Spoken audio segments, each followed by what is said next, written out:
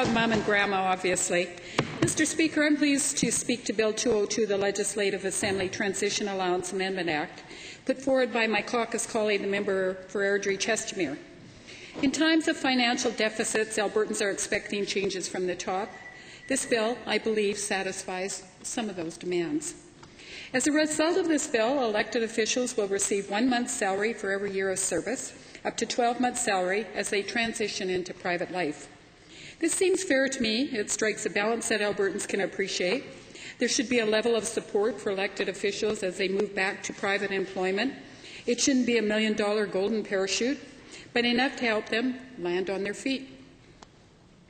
Mr. Speaker, when I first ran for office, I knocked on doors to meet the constituents of Calgary Fish Creek, and they were truly upset at what were overly generous pensions for their elected representatives. Albertans wanted public servants to be treated with respect, but the situation in the past seemed fundamentally wrong. In the early 90s, we as a province and country were struggling.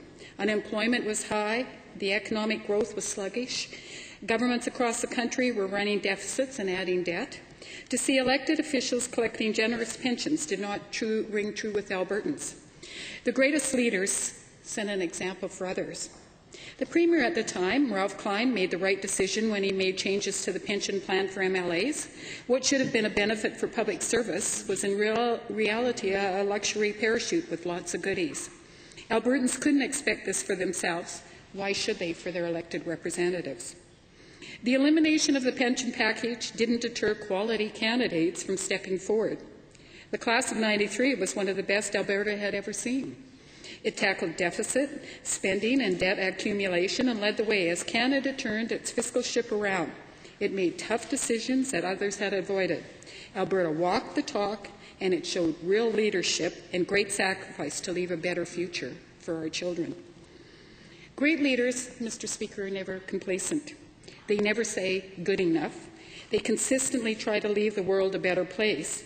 And I'm proud of the earlier years, and so are Albertans. As I talk to my constituents, I'm starting to feel a sense of déjà vu.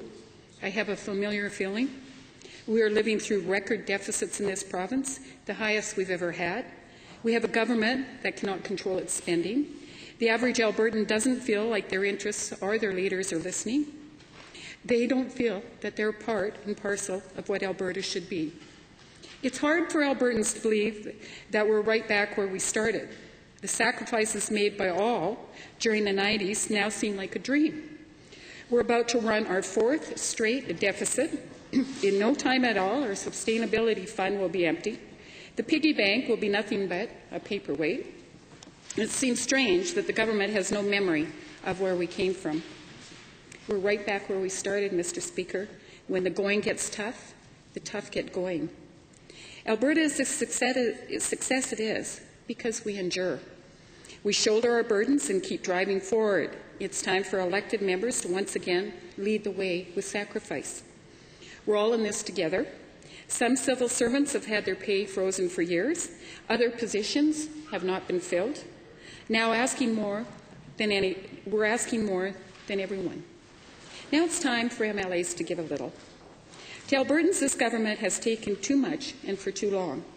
In 2008, the government gave itself a 34% pay increase behind closed doors. After much public outrage, there was some rollbacks, but to the Martha and Henrys, it wasn't enough to fix the broken trust.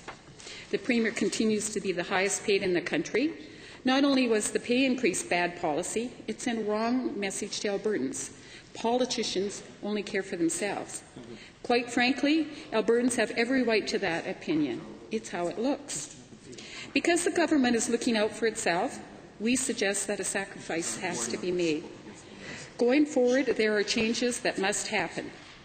For every year of service, MLAs will receive a month's salary up to 12 years. This is reasonable to Albertans. It's balanced. It's a middle ground between all and nothing. You know, Mr. Speaker, I'm the beneficiary of the current system. As I was elected in 1993 for the first time, it's the only system I've ever known. The only rules I've known are the rules that are in place right now. I've made my future plans based on the rules we have now.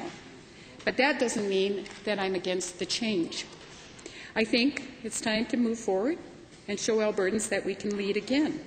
That's why I'm standing up and supporting Bill 202. Mr. Speaker, I'm proud to be an MLA. I've never shied away from the tough decisions. Neither has the member from Airdrie-Chestermere.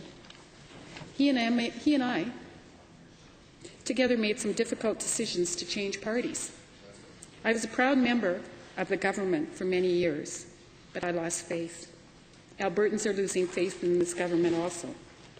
They had a faith that assured them that the elected representatives have the best interests of their constituents at heart, and that faith is wavering. The member from West Yellowhead talks about the whole package. It was his boss, the Premier of the province, that committed to establishing a committee to look at the salaries and the benefits, the whole package, after the motion from the honourable member from Lethbridge East passed in this House unanimously last year. The Premier gave his word at looking at it, and he's now broken his word. Mr. Speaker, Albertans do not shy away from tough decisions. We take pride at making the toughest. It's time the politicians in this Assembly make a tough decision. It's time for us to show leadership. It's time to do what's right. In the 90s, we led the way by balancing the budgets. We balanced our personal budgets too.